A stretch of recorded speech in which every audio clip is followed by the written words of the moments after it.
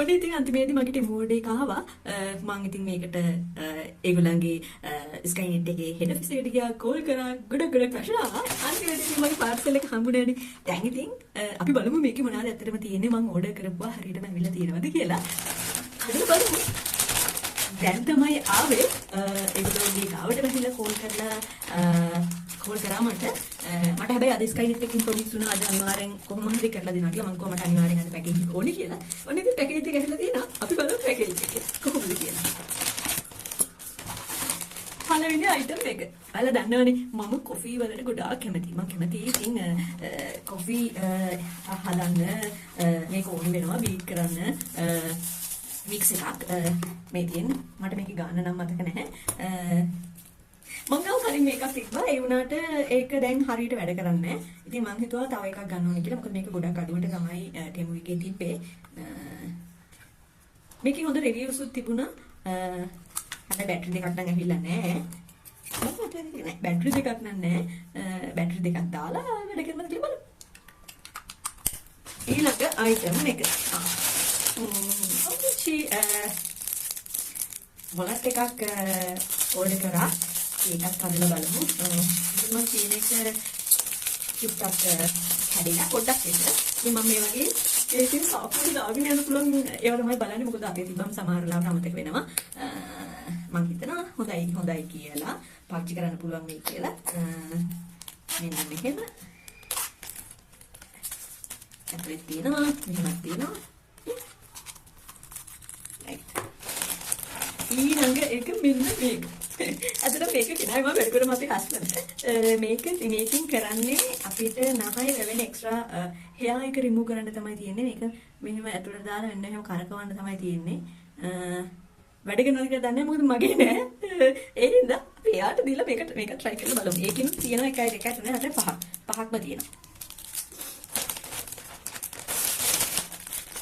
මේක මගේ personal item එකක්. ඒක නම් මේක පෙන්නන්නේ.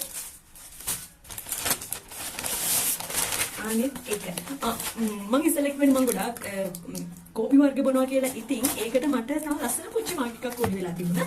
ඉතින් මම ඒකට මග් එකක් ඕඩර් කරා. බලන්නකෝ මේ බෙයා මග් එක. මම මේ බෙයා මග් එක ගොඩාක් තැන්වල හෙව්වා. ලංකාවෙත් හෙව්වා. ඒ වුණාට මට හම්බුනේ නැහැ.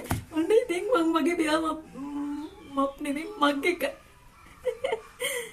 බලමු මේකේ රසම රස කෝපි එකක් හරි මොකක් හරි ඩ්‍රින්ක් එකක් හදලා මම මගේ අනිත් channel එකේ දානවා. බලමු කොහොමද කියලා. මේක මාරම ලස්සනයි ඩ්‍රින්ක් එකකින් පෙන්නනම මෙයා කෙනෙක් ඉන්නේ.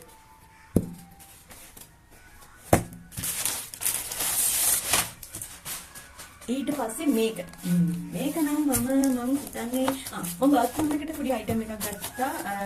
මොකද මට බාත්රූම් එකේ මගේ shampoo bottles conditioner වගේ ගොඩාක්ම මට ඒක ළඟින් තියාගන්න උවමනාවක් තිබ්බා. ඉතින් ගොඩ කඩුවට මේක තිබෙන හින්දා මම ඕඩර් කරා. හොඳයි කියලා හිතනවා. මේක සෙට් කරලා බලමු. මේක හැබැයි නිකන් ප්ලාස්ටික් වගේ ප්ලාස්ටික් මම හිතන්නේ. ඒක විදියට සෙට් කරන්න මෙන්න මේ වගේ කොටස් කැලිබර් දෙනවා. අපි ඒක සෙට් කරලා බලමු. තව තියෙනවා මේක නම් වරයි. මට මතක නැහැ මේක මොකක්ද කියලා. ඉන්න බලන්න.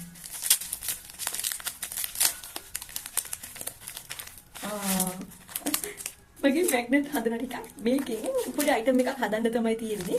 ඒක මම හදලා ඉවර වුණාම ඔයාලට වීඩියෝ එකක් එනවා.